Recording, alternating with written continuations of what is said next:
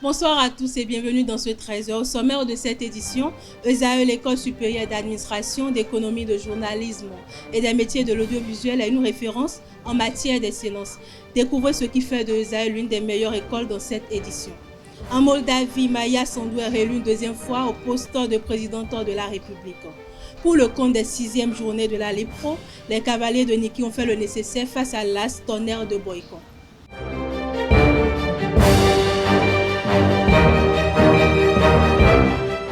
Mesdames et messieurs, à nouveau bonsoir. Comme je l'annonçais tout à l'heure dans le sommaire, offrir une formation de qualité, c'est l'une des priorités essentielles pour toute université qui se veut crédible et performante. À ESAE, cet engagement est palpable à chaque étape du parcours étudiant. Enseignants experts, infrastructures modernes et approches pédagogiques novatrices, c'est un véritable écosystème d'excellence qui se met en place pour préparer les leaders de demain. Découvrons ensemble ce qui fait de ESAE la référence en matière de qualité de l'enseignement au micro de Mouidine Lawani Abel Ojo. En 2016, l'université de ESAE ouvrait ses portes pour la première fois dans la ville de Parakou.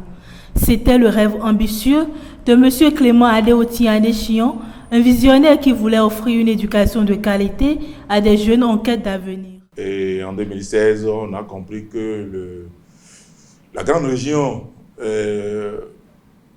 du Nord, qu'est Parakou, avait besoin d'avoir son ESAE. Alors voilà comment nous sommes arrivés ici en 2016 et la légende continue jusqu'à ce jour. Pour fournir une éducation de qualité aux étudiants, ESAE s'est fixé un objectif académique bien défini et clair.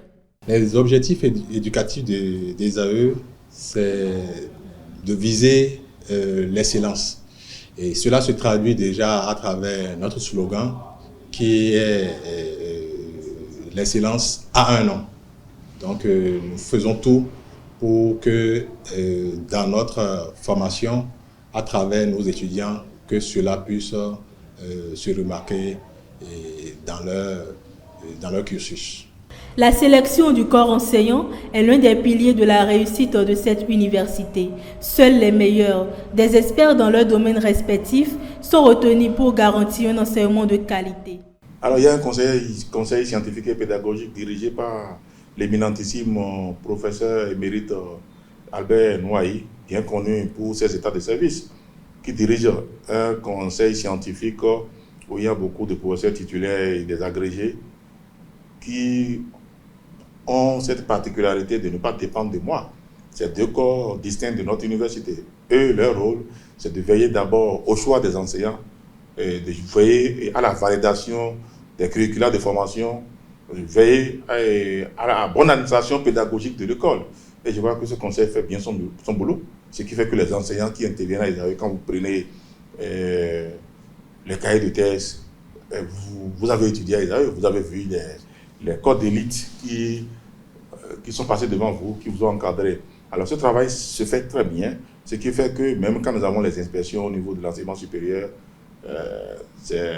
nous avons souvent au niveau du corps enseignant un satisfecit à nul autre pareil.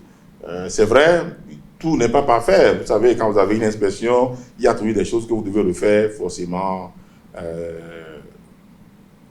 au niveau d'une inspection qui vient faire une vérification. Ils nous aident chaque fois, quand ils viennent, à nous améliorer, à nous aménager, à nous remettre au goût du jour.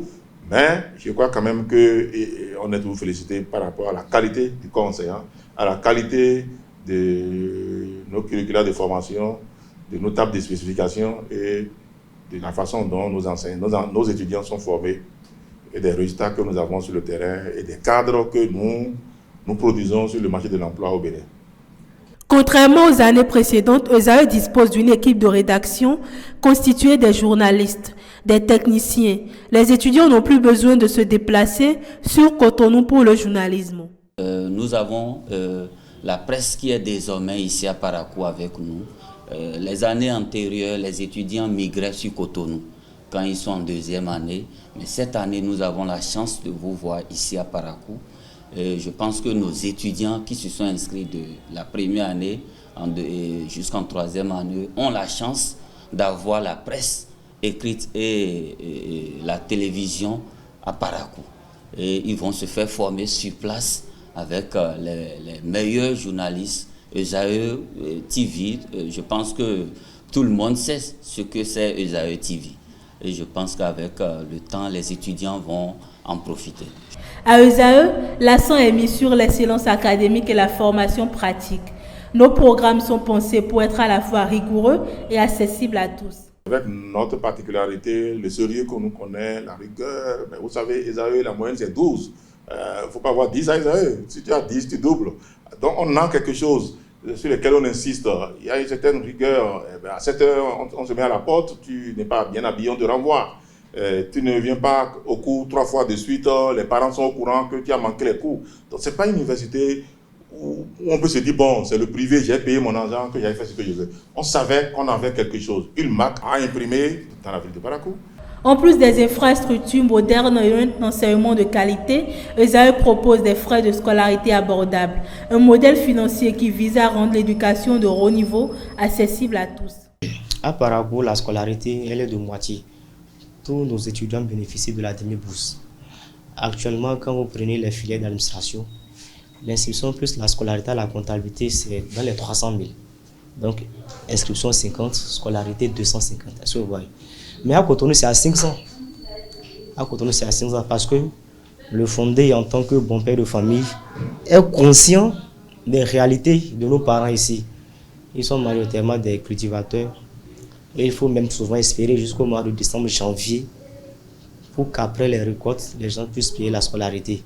Donc, du coup, il a essayé de casser complètement le prix. Les filières d'administration et de journalisme payent 300 000. Maintenant, ceux qui sont dans les filières classiques, je vais parler là des centres de gestion, ceux-là payent 250 000 avec l'inscription. À ESAE, c'est la rigueur, le travail bien fait et la détermination. ESAE, c'est la garantie d'une bonne éducation. L'effondrement d'une partie du mur de la clôture du CEG Hubert Maga représente un danger constant pour les riverains qui attendent toujours une réaction des autorités municipales et de la préfecture du Borgo. Marcel Potier nous en dit davantage dans cet élément. Depuis bientôt un mois qu'une partie du mur de la clôture du CEG Hubert Koutoukou-Maga à Parakou s'est effondrée. Une situation qui continue de mettre en péril la sécurité des riverains. Ce mur, qui borde un établissement fréquenté quotidiennement par des centaines d'élèves, est situé à proximité d'une voie très fréquentée par les étudiants de l'université de Parakou, est désormais une menace silencieuse. Malgré l'appel à l'aide du directeur de l'établissement en son temps, aucune mesure concrète n'a été prise jusqu'ici. Ce silence des autorités municipales de Parakou est inquiétant et pose question sur la priorité accordée à la sécurité des citoyens. Laisser une telle situation perdurer expose la communauté à des risques graves, en particulier les enfants et étudiants qui empruntent presque tous les jours les abords de cette clôture affaissée. Chaque jour, sans intervention, augmente la probabilité d'un accident ou d'un nouvel affaissement de la clôture et l'inquiétude grandit parmi les habitants. Il est urgent que la mairie prenne conscience de la gravité de la situation et que la préfecture du Borgo agisse rapidement. Son implication est cruciale pour accélérer les actions nécessaires et garantir un suivi rigoureux de la situation. En attendant, la responsabilité de chacun est engagée. Aux habitants de rester vigilants et de sensibiliser leurs proches à éviter cette zone dangereuse. La prudence et la prévention sont essentielles pour protéger nos familles et éviter que l'inaction ne mène à un drame évitable. Nous devons ensemble appeler à la prise de conscience et à une mobilisation rapide des autorités compétentes. Parakou mérite des infrastructures sûres et une réponse prompte aux dangers qui menacent. La Fédération des associations des ressortissants de la Takora Tonga, FARAD, sous la présidence de Sylvestre Ncha, a inauguré son siège le 2 novembre 2024 à Parakou, près du marché Tchakitibam. Ce bâtiment offert par l'honorable Charles Toko comprend des bureaux, une salle d'exposition et de réunion. L'inauguration marquée par la présence des leaders communautaires et des autorités symbolise une nouvelle étape pour la FARAD après l'obtention de son statut légal. Le président Ntia appelle à plus d'engagement de la communauté pour atteindre les objectifs de la fédération. Plus de 100 jeunes de Parakou ont participé à la première session de l'Agora des jeunes initiée par la conseillère municipale Adiza Arona le 3 novembre 2024. Axée sur le thème harcèlement sexuel en milieu scolaire et universitaire, cette rencontre visait à sensibiliser les jeunes, notamment les filles, sur les méthodes de prévention et de dénonciation. Muntara Kassimou de l'ONG Kifi a détaillé les conséquences du harcèlement et les procédures de signalement. L'Agora des jeunes est une plateforme mensuelle d'échange ouverte aux jeunes de 15 à 25 ans. Actualité hors de nos frontières, Maya Sandu garde son fauteuil à la présidence de la Moldavie. Elle a été réélue ce dimanche 3 novembre 2024 devant son adversaire Alexandre Stonialoglu. Le scrutin s'annonçait serré, mais le vote des Moldaves installés à l'étranger a encore fait basculer l'élection. La présidente réélue a remercié ses électeurs. Les autorités indonésiennes ont alerté ce lundi sur une augmentation significative de l'activité volcanique du mont Leotobi Laki-Laki. Suite à plusieurs éruptions en janvier dernier, plus de 2000 habitants avaient été évacués. Le volcan situé sur la ceinture du feu de Pacifique fait partie d'une région régulièrement sujette à des phénomènes sismiques et volcaniques. Sport pour boucler cette édition pour les 6e journées de la Ligue Pro Zone Nord. Cavalier FC obtient les 3 points en battant Estonais FC sur un score de 1-0. Une victoire importante pour les hommes de Niki. Suivez les impressions d'après-match au micro de Abel Ojo.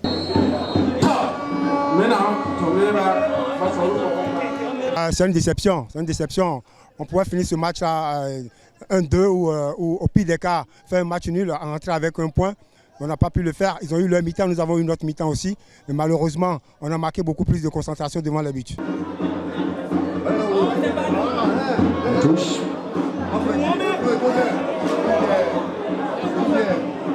C'est parti pour faire du mal.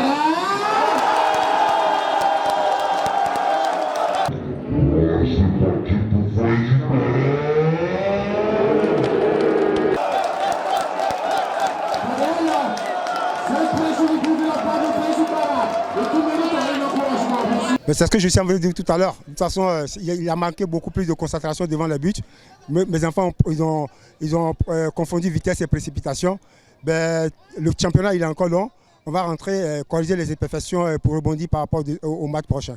Toujours pour les 6e journées de la Ligue Pro Zone Nord, Espoir FC de Savalois a aussi affronté hier, dimanche 3 novembre 2024, Damissa FC de Ndalio, stade Omnisport de Savalo. Au thème de la rencontre, les hommes de Savalo sortent victorieux sur le score de 2-0. Suivez l'impression du capitaine de Espoir FC à la fin de la rencontre. Il est au micro de Samuel Aguiar. Le coach a posé une question à tous les joueurs. La question, on va perdre les 3 matchs encore successivement. Non, on a refusé ça. Comme ici c'est chez nous, ici c'est Savalo. On ne peut pas perdre 3 matchs successivement. On ne peut pas laisser ça. Mais comme on a gagné le championnat, encore c'est encore loin. Ça reste beaucoup de matchs, mais je sais que la victoire d'aujourd'hui là va nous donner beaucoup de courage, beaucoup de force pour continuer de jouer. Comme j'ai dit là, ici c'est Savalo. Il y a la joie pour jouer ici. Le public est venu pour nous rester derrière nous. C'est bon, trop bon. Comme ils sont venus, nous aussi, ce qu'on va faire, c'est pour leur donner la joie. Quand ils sont derrière nous aussi, on a joué pour leur donner la joie. La victoire là, c'était bon. Je sais que ça va nous donner encore confiance pour projeter les autres matchs aussi. C'est tout pour ce 13h. Merci de m'avoir suivi. À la prochaine pour un nouveau numéro de l'actualité.